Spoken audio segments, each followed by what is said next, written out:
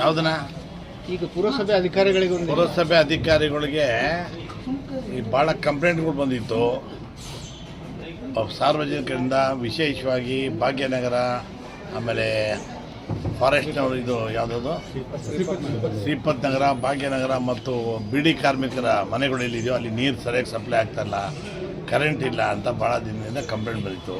ಅದನ್ನು ಪರಿಶೀಲನೆ ಮಾಡೋದಕ್ಕೆ ಅಂತ ಬಂದೆ. ಆಮೇಲೆ ಟ್ಯಾಕ್ಸ್ ಕಟ್ಟೋರು ಬಂದರೆ ನಾಳೆ ಬನ್ನಿ ನಾಡೋದು ಬನ್ನಿ ಅಂತ ಆಟ ಆಡಿಸ್ತಾರೆ ಅಂತ ಒಂದು ಬಂತು. ಆಮೇಲೆ ಜನನ ಮರಣದ ಉತ್ತರಗಳು ಕೂಡ ಭಾಳ ಡಿಲೇ ಆಗ್ತದೆ ಬಂತು. ಆಮೇಲೆ ನಮ್ಮ ರಾಮದುರ್ಗ ತಾಲೂಕಿನ 83 ಅಂಗಡಿ ಮುನ್ಸಿಪಾಲ್ಟಿಯಿಂದ ಬಾಡಿಗೆ ಕೊಟ್ಟಿದ್ವಿ. ಭಾಳ ವರ್ಷದಿಂದ ಅವ್ರು ಹಂಗೆ ಕಂಟಿನ್ಯೂ ಆಗ್ತಾಯಿದ್ರು. ಅವ್ರಿಗೆ ಎನ್ಹಾನ್ಸ್ ಮಾಡಬೇಕು ಅಂತ ಕಾನೂನು ಬಂದಿತ್ತು, ವರ್ಷ ಇಲ್ಲ 5 ವರ್ಷಕ್ಕೆ ಒಂದ್ಸರಿ ಅಂತ. ಅದನ್ನು ಮಾಡೋಕ್ಕೆ ಅಂತ ಆರ್ಡರ್ ಮಾಡಿಸಿದ್ದೀವಿ.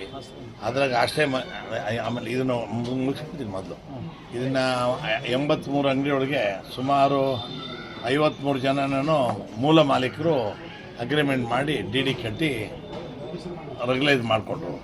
ಇನ್ನು ಅದ್ರಾಗೆ ಸುಮಾರು 32 ಜನ ಬೇನಾಮಿ ಅಲ್ಲಿದ್ದಾರೆ ಅಂತ ಗೊತ್ತಾಯಿತು. ಬೇನಾಮಿ ಇದ್ದರೂ ಕೂಡ ಅವರು ಬಡವರೇ, ಅವ್ರು ಹೆಂಗೋ ಕಷ್ಟಪಟ್ಟು ಅವರು ಅವತ್ತಿಂದ ಯಾರೋ ಮೂಲ ಮಾಲೀಕರು ತೊಗೊಂಡು ಬಾಡಿಗೆ ಕೊಟ್ಟು ಪಾಪ ಅವರು ಅದನ್ನೇ ಬಾಡಿಗೆ ಕೊಟ್ಕೊಂಡು ಅವರೇ ಅದು ಮಾಡ್ಕೊಂಡಿದ್ದಾರೆ.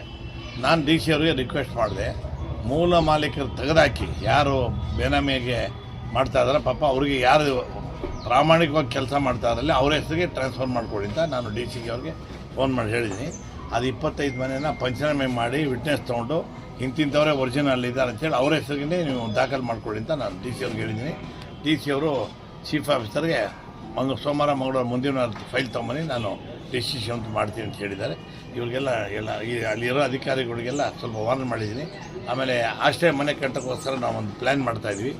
G+2 ಮಾಡಿ ಈಗ ಅಲ್ಲಿ ನಮ್ಮ ರಂಕಲ್ಕೊಪ್ಪದ ಮುಂದೆ ಜಾಗ ಇದೆ. ಆಮೇಲೆ ಇನ್ನೂ ಸ್ವಲ್ಪ ಜಾಗ ತೊಗೊಂಡು ಎಲ್ಲ ಮನೆ ಇಲ್ದಿರೋರಿಗೆ ಪ್ರಾಮಾಣಿಕವಾಗಿ ಯಾರು ಮನೆ ಇಲ್ಲ ಅವ್ರಿಗೆಲ್ಲ ಒಂದು ಮನೆ ಕಟ್ಸ್ಕೊಳ್ಳೋಕ್ಕೆ ಸ್ಲಮ್ ಕ್ಲಿಯರೆನ್ಸ್ ಕೊಡಿಂದ ಒಂದು ಪ್ರಪೋಸಲ್ ರೆಡಿ ಮಾಡ್ತಾಯಿದ್ವಿ. ಅದಕ್ಕೋಸ್ಕರ ಬಂದು ಹೇಳಿದ್ವಿ.